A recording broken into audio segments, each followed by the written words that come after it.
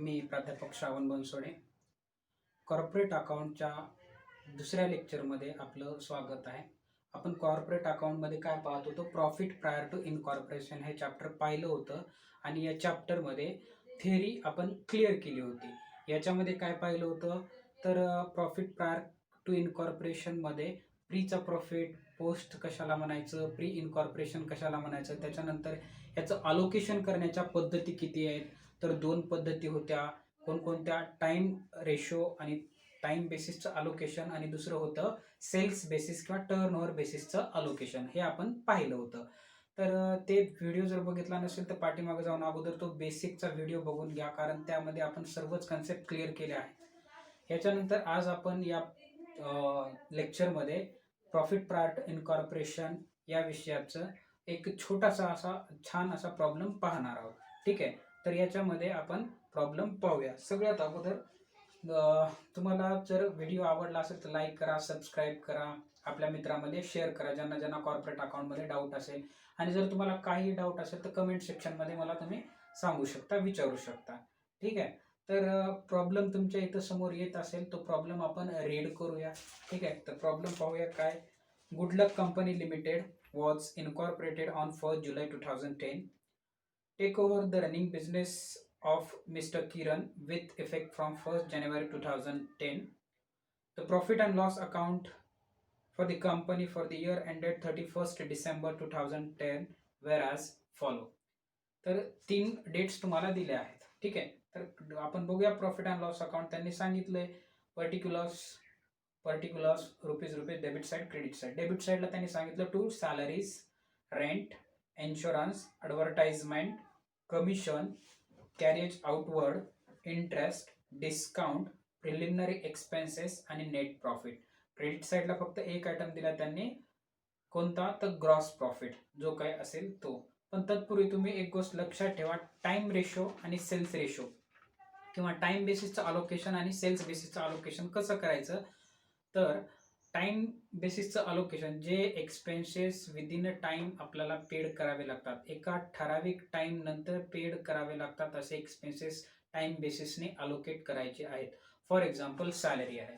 Salary आपण within a month, एक महिना कंप्लीट झाल्यानंतर सॅलरी पेड करत असतो.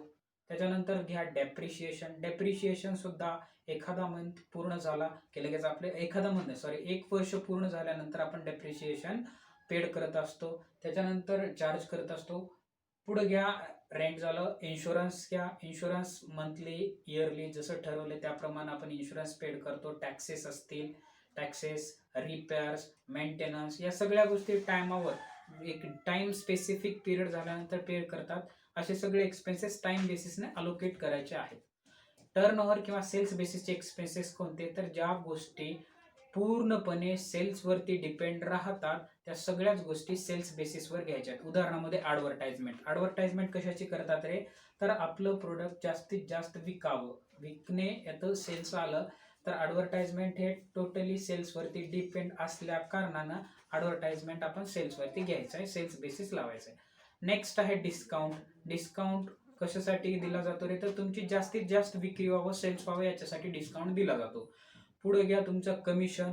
कमिशन कोणाला देतात रे? तर कमिशन तुमच्या एजंट लोकांना देतात, की कमिशन तुम्हीचे एजंट जास्तीत जास्त सेल्स करून देण्यासाठी.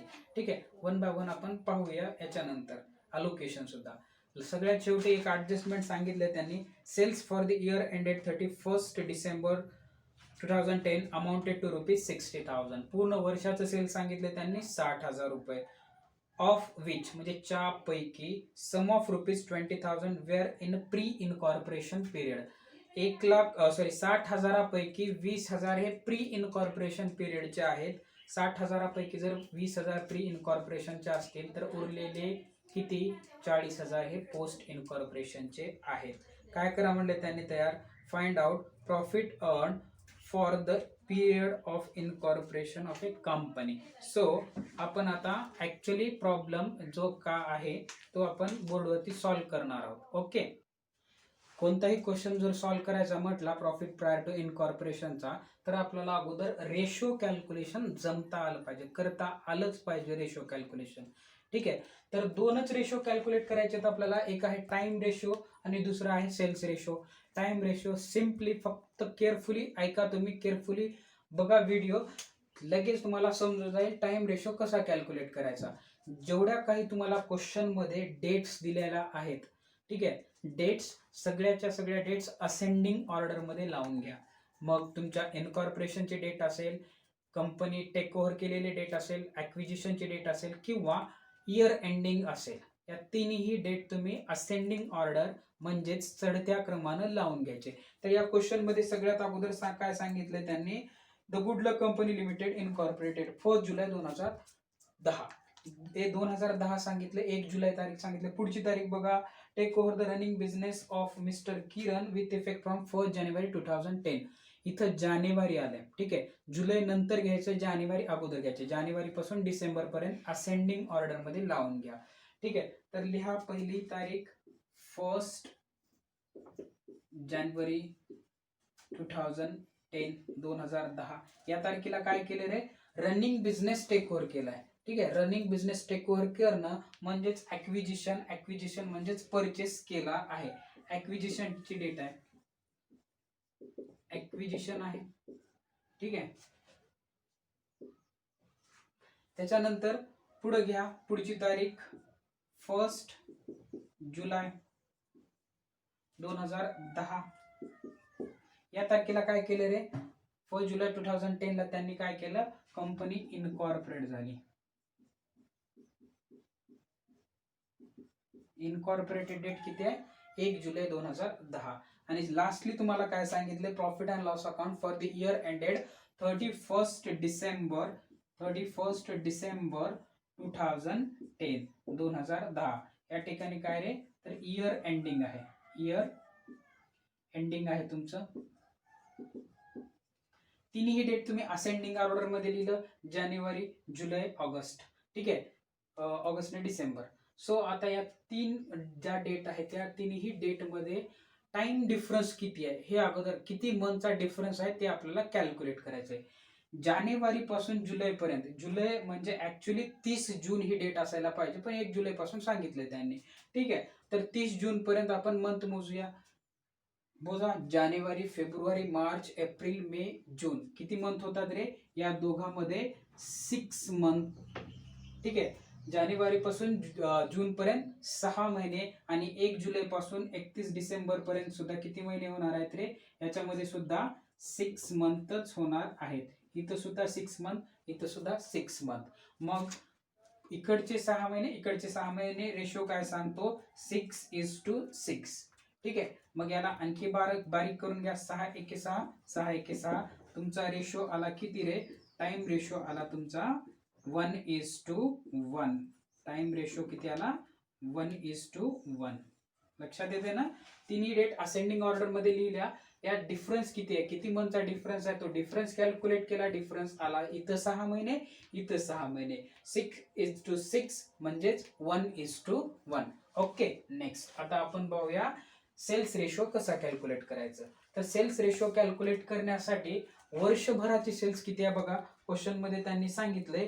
पूर्ण वर्षाची सेल्स किती आहे रे, तर पूर्ण वर्षाची सेल्स आहे 60,000. पूर्ण वर्षाची सेल्स आहे 60,000 रुपये, ठीक आहे. सेल्स किती आहे वर्षाची, 60,000. ऑफ विच म्हणजे यापैकी 20,000 हे प्री ॲक्विजिशनचे आहेत. 60,000पैकी किती रे बाबा, 60,000पैकी 20,000 हे प्री ॲक्विजिशनचे असतील. किती, प्री ॲक्विजिशनचे 20,000 आहेत. 60,000पैकी 20,000 जर प्री ॲक्विजिशनचे असतील तर उरलेले जेवढे काही असतील म्हणजे 40,000 हे असतील पोस्ट ॲक्विजिशनचे. कुठले, पोस्ट ॲक्विजिशनचे 40,000. मग रेशो कॅल्क्युलेट करा. काय करणार तुम्ही, हे कट, हे कट, हे कट, हे कट, हे हे हे हे, किती आला रेशो तुमचा, 2:4. याला बारीक करा, बे एकी बे, बे दुने 4, किती आला रेशो तुमचा, 1:2. तुमचा सेल्स रेशो आला 1:2, सेल्स रेशो, ठीक आहे. ओके. याच्यानंतर आता आपण सेल्स रेशो जर क्लिअर असेल तर आपण आता ऍक्च्युली प्रॉब्लेम कसा असतो ते पाहणार आहोत. आता सेल्स रेशो किंवा टाइम रेशो आपण दोन्ही रेशो आपण कॅल्क्युलेशन व्यवस्थित प्रकारे केलेलं आहे आणि तुम्हाला समजलंच असेल. यानंतर आता ऍक्च्युली आपण प्रॉब्लेम कसा असतो ते पाहणार आहोत. फॉर्मॅट बघा, पर्टिक्युलर्स, बेसिस ऑफ अलोकेशन, त्याच्यानंतर pre incorporation, post incorporation, then particulars, basis of allocation, pre incorporation, post incorporation. ठीक आहे. तर हे 6 कॉलम राहणार आहेत. काही नाही, सिम्पली डेबिट साईडचे डेबिटला टाकून द्या, क्रेडिट साईडचे क्रेडिटला. फक्त कॉलम काय वाढलाय तर बेसिस ऑफ अलोकेशन म्हणजे काय रे, तर तो कोणत्या टाइमचा रेशो आहे की सेल्सचा रेशो, हे एवढंच लिहायचं याच्यामध्ये. बघ, बाकी काहीच नाही. ॲडव्हर्टाइजमेंट असेल तर सेल्स म्हणा, सॅलरी रेग्युलर बेसिसवर देतो म्हणून त्याला टाइम म्हणा, बस एवढंच आहे. तर प्रॉब्लेम बघा तुमच्याकडे दिल्याप्रमाणे पहिला काय आयटम आहे, सॅलरी. लिहा सॅलरी टू सॅलरीज.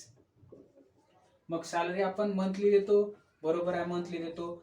आपण कधीही देतो, सेल्स वाढल्यानंतर नाही. तर सॅलरी टोटली डिपेंड काय करते, तर मंथ कंप्लीट झाला की सॅलरी पे करावी लागते.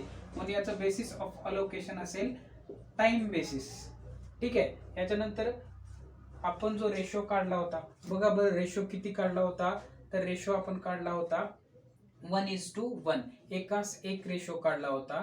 आणि टाइम रेशो एकाच एक असल्यामुळं सॅलरीची फुल अमाऊंट बघा 5000 आहे, 5000 आहे. 1:1 या प्रमाणामध्ये वाटून द्या, किती येईल, 2500, 2500, 2500. नेक्स्ट पुढचा आयटम घ्या, काय रे, तर पुढचा आहे रेंट. As it is. मग रेंट आपण मंथली पेड करतो, बरोबर आहे, इयरली पेड करतो. तर रेंट टाइम बेसिसचं अलोकेशन आहे, टाइम बेसिसवरती आपण याला अलोकेट करणार आहोत म्हणून याच्या ब्रॅकेटमध्ये लिहिलं टाइम. फुल अमाऊंट किती आहे रे बाबा रेंटची, तर रेंटची अमाऊंट आहे 1200, 1200, बरोबर आहे, 1200 अमाऊंट आहे. मग याला आपण हे करा, 1:1 या प्रमाणामध्ये डिवाइड करा. 1200 ला जर आपण 1:1 या प्रमाणात डिवाइड केलो तर किती येईल, 600 रुपये, 600 रुपये. 1:1 म्हणजे काय रे, काहीच नाही. हे बघा 1200, टोटल रेंट किती आहे 1200 इंटू 1:1, एक भागाकारामध्ये 1:1 रेशो कसा आहे आपला, एकास एक. या दोन्ही अंकाची जर बेरीज केली तर बेरीज येते 2, म्हणून भागाकारामध्ये 2. 1:1, 600, 600. क्लिअर आहे, ओके. मग किती आलं आपलं, 600, 600. नेक्स्ट आता आपण पाहू याच्या पुढचं. रेट झाल्यानंतर आहे इन्शुरन्स. लिहा टू इन्शुरन्स. हे सुद्धा टाइम बेसिस वरतीच आपण कॅल्क्युलेशन करत असतो. इन्शुरन्सची जर फुल अमाऊंट पाहिली तर फुल अमाऊंट आहे 600 रुपये. 600 रुपयाला अगेन आपण काय करणार आहोत, 1:1 या प्रमाणामध्ये वाटून देणार आहोत. 1 डिवायडेड बाय 2, 300, 300. सिम्पली 50% करून टाका. ठीक आहे, जेवढं काही असेल तेवढं. तर 300, 300 केलं. त्याच्यानंतर पुढचं काय आहे रे, ॲडव्हर्टाइजमेंट. आता इथं थोडस लक्ष द्या.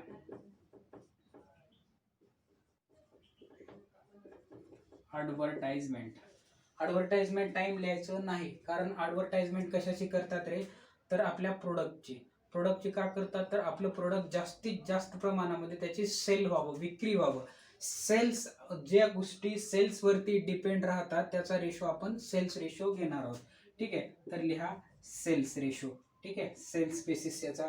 मग किती आहे रे ॲडव्हर्टाइजमेंट, फुल अमाऊंट बघा तुम्ही किती आहे, 1500, 1500. 1500 फुल आहे, बट याचा रेशो किती आहे रे, 1:2. रेशो किती आहे, 1:2, एकास 2 सेल्स रेशो. तर आपण काय करणार, 1500 गुणाकारामध्ये 1 आणि या दोन्ही अंकाची बेरीज किती येते, 3. किती आलं रे, 1:2 जर केलं, 3 1 3, 3 5 15, 500 आणि 1000. ठीक आहे, लिहा इथं 500 आणि इथं 1000. ठीक आहे. नेक्स्ट याच्यानंतरचा पुढचा पॉइंट कोणता रे बाबा, याच्यानंतर आहे कमिशन. कमिशन घ्या. कमिशन जर घेतलं, कमिशन हे ऑलवेज सेल्स वरतीच डिपेंड राहणार आहे म्हणून लिहिलं सेल्स. अमाऊंट किती आहे, फुल अमाऊंट आहे सर 900. 900 ला 1:2 या प्रमाणामध्ये डिवाइड करा, इंटू 1 डिवायडेड बाय 3, 3 1 3, 3 त्रिक 9, 300 आणि 600. नेक्स्ट पुढं काय रे बाबा, कॅरिएज आउटवर्ड टू कॅरिएज आउटवर्ड. आता एक गोष्ट लक्षात ठेवा, कॅरिएज दिलं फक्त तर ते टाइम बेसिस वरती घ्यायचंय, ठीक आहे. बट कॅरिएज आउटवर्ड जर दिलं असेल तर ते आपण सेल्स बेसिस वरती घेणार आहोत. पण का, तर कॅरिएज आउटवर्ड कशाचं आउटवर्ड करतोय रे, तर कॅरिएज आउटवर्ड कशाचं असतं, ज्या गोष्टी आपण सेल केलेलं असेल त्या गोष्टी आपण गोडाऊन मधून आपल्या बायरला डिस्पॅच करतो. कशासाठी, तर त्यांनी विकत घेतलेली असते ती गोष्ट, म्हणून त्याला आपण डिस्पॅच करतो, पाठवून देत असतो. या गोष्टीला म्हणायचं कॅरिएज आउटवर्ड. मग त्याचा डायरेक्टली इनडायरेक्टली संबंध कशाशी येतोय, सेल्सशी. म्हणून सेल्स वरती असणारा कॅरिएज आउटवर्ड हा फक्त सेल्सचा एक्सपेन्सेस आहे, हा लक्षात ठेवा. सेल्स अलोकेशन करायचं आहे. मग कॅरिएज आउटवर्डची अमाऊंट किती आहे रे, तर आहे 600. मग 600 ला अगेन तुम्ही 1:3 या प्रमाणात, 1:2 या प्रमाणामध्ये डिवाइड करा. 3 1 3, 3 2 6, म्हणजे 200 आणि 100. 200 आणि 100. नेक्स्ट पुढचं काय रे, तर आहे इंटरेस्ट. कॅरेज आउटवर्ड झाल्यानंतर इंटरेस्ट आहे. इंटरेस्ट हे टाइम वरती पेड केलं जातं, बरोबर आहे. इंटरेस्ट टाइम टू टाइम पे केलं जातं, म्हणून इंटरेस्टचा टाइम रेशो आला. टोटल अमाऊंट आहे इंटरेस्टची 800 रुपये. याला 1:1 म्हणजे 50-50% करायचंय. 800चं 50-50 करा, 400. गुड. नेक्स्ट आता पुढं काय रे, discount to discount. Discount full amount किती आहे, बरं त्याच्या अगोदर डिस्काउंट का दिला जातो रे, डिस्काउंट देण्यापाठीमागचं कारण काय, तर डिस्काउंट हा आपल्या बायरला, आपल्या जे काही कस्टमर आहेत त्यांना अट्रॅक्ट करण्यासाठी जास्तीत जास्त डिस्काउंट देऊन आपण सेल वाढवतो, सेल इन्क्रीज करतो. म्हणजे डिस्काउंटचा संबंध जो आहे तो सेल्सशी निगडीत असल्या कारणानं आपण याच्या ब्रॅकेटमध्ये सुद्धा याचं अलोकेशन सुद्धा आपण सेल्स प्रमाणच करणार आहोत, सेल्स रेशो नुसारच करणार आहोत. सेल्स रेशो किती आहे, 1:2 या प्रॉब्लेम मध्ये. मग टोटल अमाऊंट किती आहे डिस्काउंटची टोटल अमाऊंट आहे 300. 300 ला जर 1:3 या 1:2 या प्रमाणामध्ये केलं तर किती येईल रे, 100 आणि 200. नेक्स्ट पुढं काय, प्रिलिमिनरी एक्सपेन्सेस.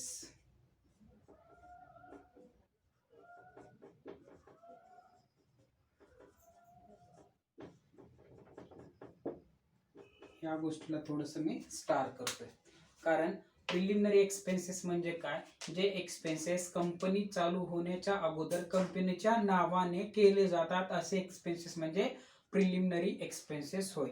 कंपनी चालू होण्यात, इनकॉर्पोरेट होण्याच्या अगोदरच मग वेगवेगळे खर्च असतात. लिगल खर्च येईल त्याच्यामध्ये, त्याच्यानंतर लोगो परचेस करण्यासाठीचा खर्च असेल, वेगवेगळे बॉन्ड परचेस करण्यासाठीचे खर्च असतील.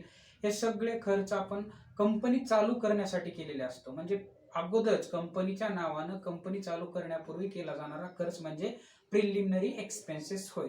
प्रिलिमिनरी एक्सपेन्सेस का करतात, तर फ्युचरमध्ये त्या कंपनीला बेनिफिट हो, कारण ते रजिस्ट्रेशन केल्याशिवाय किंवा रॉयल्टी किंवा आपलं जे काय लोगो परचेस केला असेल तर याची फीस कंपनीला फ्युचरमध्ये ते प्रिलिमिनरी एक्सपेन्सेस थोडं प्रत्येक वर्षी एका ठराविक रेटने ते कमी करत असते. हे आपलं कोणत्याच बेसिसवर घ्यायचं नाही, याला डायरेक्टली पोस्टचा खर्च म्हणायचा आणि जेवढी अमाऊंट आहे तेवढी पोस्ट इनकॉर्पोरेशन मध्ये टाकून द्यायची. किती अमाऊंट आहे, 1100, 1100 म्हणजे 1100 रुपये. ठीक आहे. तर झालं नेट प्रॉफिट, आपण बॅलन्सिंग फिगर करणार आहोत. पुढचा राहिला काय आयटम, तर क्रेडिट साइडचा एकच असतो, तो म्हणजे ग्रॉस प्रॉफिट. आणि ग्रॉस प्रॉफिट सेल्स वरती डिपेंड राहणार आहे बाय ग्रॉस प्रॉफिट. किती आहे ग्रॉस प्रॉफिट, 27,000. इथं तुम्ही याच्या ब्रॅकेट मध्ये लिहा सेल्स. मग सेल्सचा रेशो काय, 1:2. 27,000ला आपण 1:2 या प्रमाणामध्ये डिवाइड करूया. ठीक आहे. 3 1 3, 3 9 27, किती आलं 9,000 आणि उरलेलं किती 18,000, 9,000 आणि 18,000 झालं. चला तर आता काय करायचं आपल्याला, जस्ट बॅलन्सिंग फिगर करायचे, फक्त काय करायचंय बॅलन्सिंग फिगर करायचे. ठीक आहे चला करूया. इकडची क्रेडिट साईडची टोटल 9,000 आणि इकडं 18,000. इकडं सुद्धा 9,000 अँड 18,000. ठीक आहे. मग आता या क्रेडिट साइड मधून डेबिट साइड लेस करा, किती अमाऊंट येते शिल्लक राहते ते बघा. ठीक आहे. या प्रीच्या टोटल मधून 9,000 मधून या प्री चे जे काही एक्सपेन्सेस आहेत ते लेस करा. जर आपण 9,000 मधून हे सगळे एक्सपेन्सेस लेस केलं तर अमाऊंट येईल 4,100, 4,100. नेक्स्ट काय रे, तर त्या 18,000 मधून क्रेडिट साइडच्या डेबिट साइडचे जे काही एक्सपेन्सेस आहेत ते लेस करा. जर लेस केलं तर अमाऊंट येईल 10,900. याला सिम्पली नाव द्या to net profit. Net profit याचं अलोकेशन वगैरे काही करण्याची गरज नाही, बॅलन्सिंग फिगर करायचंय.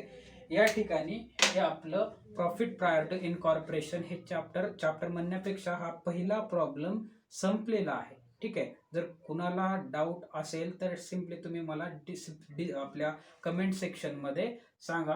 त्याच्यानंतर व्हिडिओ जर आवडला असेल, तुम्हाला समजला असेल, ठीक आहे, तर व्हिडिओला लाईक करा आणि तुमच्या या चॅनलला सबस्क्राईब करा आणि आपल्या मित्रांमध्ये शेअर करा, ज्यांना कुणाला जर या कॉर्पोरेट अकाउंटमध्ये डाऊट असेल. इथून पुढे आपण प्रत्येक चॅप्टरवरती या ठिकाणी थर्ड सेम फोर्थ सेम पूर्ण या चॅनलवरती टाकणार आहोत. त्याच्यामुळं कनेक्टेड राहा, घरीच राहा, सुरक्षित राहा.